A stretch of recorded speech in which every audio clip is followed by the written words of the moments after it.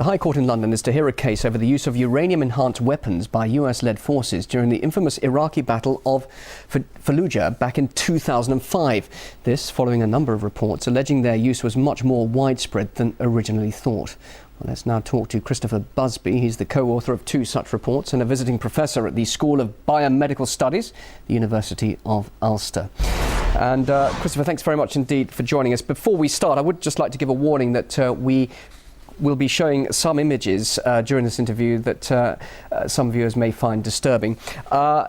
Before we talk about your latest investigation, can you just remind us what you found in the first study you carried out?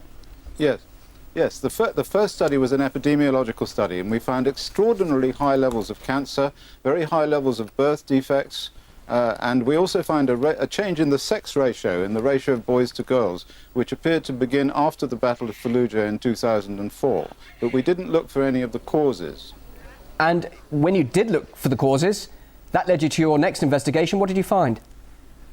Well, in the latest study, what we did was we looked in the hair of 25 mothers and 25 fathers of children with congenital anomalies. And what we found was we looked at 52 elements, so we looked at all the possible elements that could be in the hair, and we found high levels of strontium and calcium and aluminium and various innocuous substances.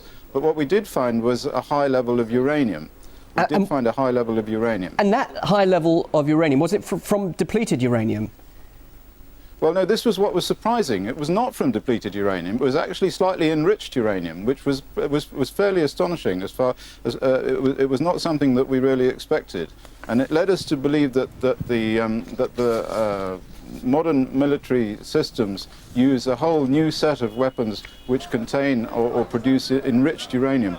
For various reasons which we're not entirely sure about. Okay, just briefly explain the difference between enriched uranium and depleted uranium, just briefly. Yes.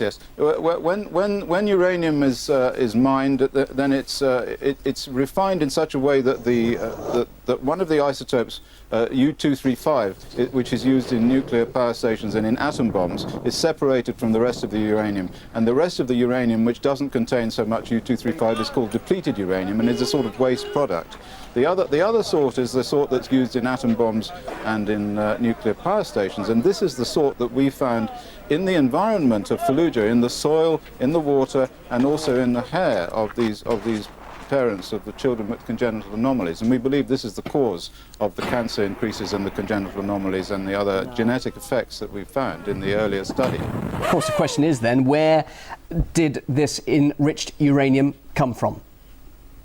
Well, we're not entirely sure about that, but we have some ideas, and there have been some suggestions. I mean, one suggestion is that the people using this weapon have been covering their tracks, because there's been a lot of talk about depleted uranium and its effects, and it can actually be measured using sophisticated instruments.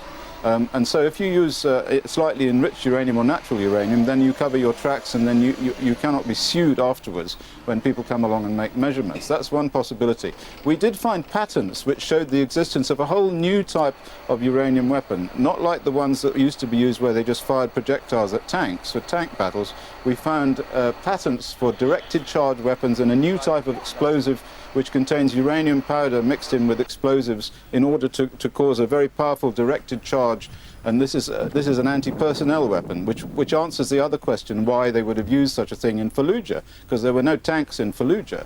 So that's one possibility. But another possibility is that a new weapon altogether has been developed, which is a kind of neutron bomb, which uses deuterium, heavy hydrogen, dissolved in uranium and generates neutrons through cold fusion. This is really a science fiction possibility, but it is a possibility. But it seems to me that both have the same effect, really. Both are just as damaging as each other. And what you're implying here is that they're saying, no, we didn't use depleted uranium, to the question, did you use that? But in fact, that was a way of covering up the fact that they used enriched uranium. Yes, I think this is the most reasonable suggestion myself. Many of the NGOs in the world have been busily trying to have the depleted uranium weapons banned, and of course that's quite right. They should be banned because they cause all these effects. But of course, then the military say, well, of course, we didn't use depleted uranium, and they're inwardly laughing, I guess, because they've been using these new weapons, which are not anti-tank weapons, which are anti-personnel weapons, which are thermobaric weapons, which cause huge pressure waves and collapse lungs or char the victim. And there have been a lot of very, very peculiar injuries being discovered on modern battlefields that doctors have never seen before and can't quite figure out.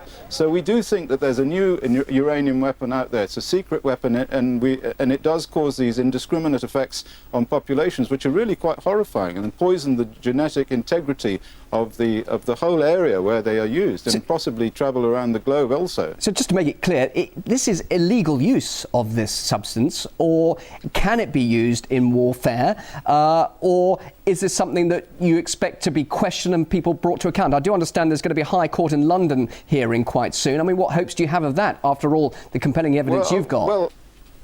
Well, I'm fully behind any sort of court action to bring the people who use this material to justice. I think there's been a tremendous cover-up of the use of this stuff because the people who are using it are perfectly aware that it's a kind of poison gas that has a delayed effect. Now, you're not allowed to use poison gases in modern warfare under all sorts of conventions, and it's easy to argue in court that this is a kind of poison gas. It has indiscriminate effects. These effects are not immediately apparent, but they're much more terrifying for that because they echo down the whole generations of the people who have been exposed. And these are not people who are combatants, these are people who are non-combatants who live in the area, but also the troops themselves. I mean, we know that the Americans, the Gulf War veterans, have got a high level of congenital malformations in their own children, but the urine measurements that have been made on them show no depleted uranium. So the idea that these congenital malformations have been caused by uranium has been discounted, and this needs to be revisited.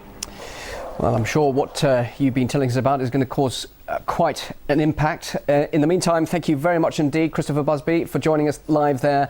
Biomedical Studies Department, University of Ulster. Thank you very much indeed. Thank you.